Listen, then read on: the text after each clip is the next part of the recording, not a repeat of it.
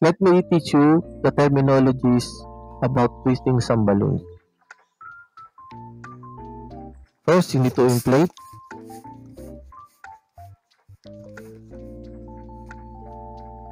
And this is the sizes that you need to know.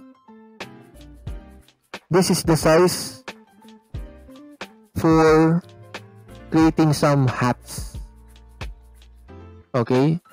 And this is the size if you create some bigger animals. And this is the size if you are creating petals, like creating some big flowers. So it's up to you if you create big figures, you need to inflate more. So it's upon your discretion. Now let me teach you how to memorize some terminologies. Let me show you my first thing that you really need to know. Okay, this is the tulip twist. The tulip twist is simply like this. By pushing your index finger here through here, and by pinching the nostril inside of this balloon, and by pulling this index finger away from this area, so you will leave this kind of situation. Now that's the time you need to twist this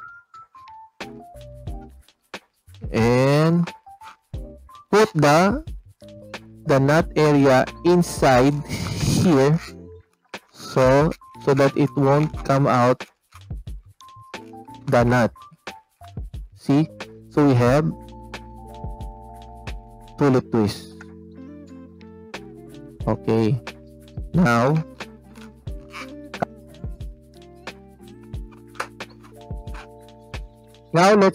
let me show you other things. Okay, this is what we call a bubble twist. Let's say this is approximate 2-inch bubble twist.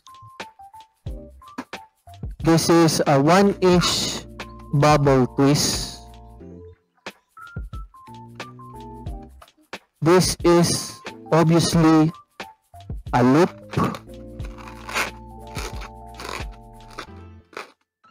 Okay. And now let me teach you another thing. This is a pinch twist or teddy bear twist.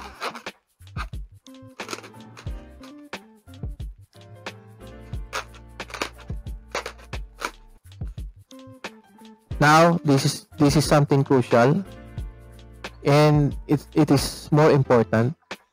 How to create a pinch twist. Create 1-inch balloon and just twist it, and this is what we call a pinch twist. It's a similar of a loop, but the difference is loop is quite bigger compared to this.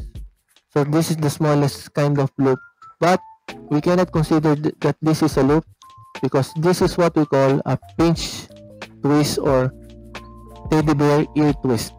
Okay, so please keep that in mind.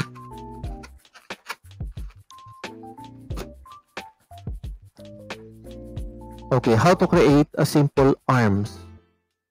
Okay, how to separate them. Okay, I'll show you.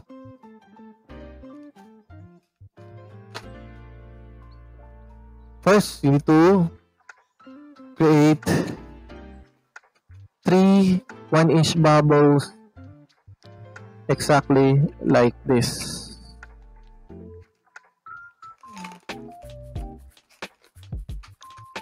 Okay, now put this.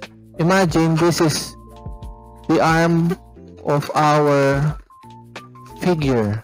This is the arm. So you need to pinch twist this.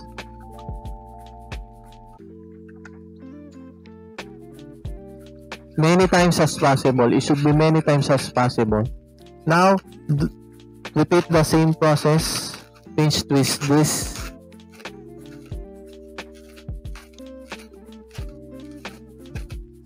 Many times as possible also. And now, to separate these two arms, you need a pair of scissors here. Okay, so you need to be extra careful while doing this. You need to pop this middle part.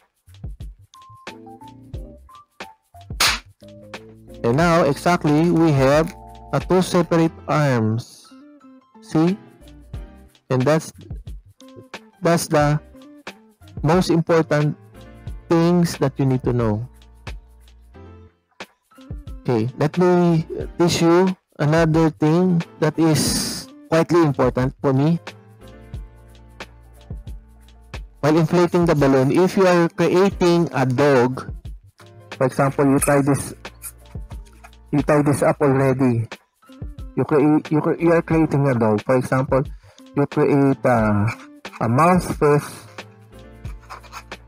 the head of our dog, and of course you need to make more character on your dog. All you need to do is you need to pull this nostril. I'll show you what I mean. Just pull it out just like this. Pull it out, and once you pinch this area like this, so it will create a character of our standard dog. So there's a shape here, a curve, a little curve here. So when you do that, this is the result once you do that. So that's another idea when you're creating a dog. Hope you like it.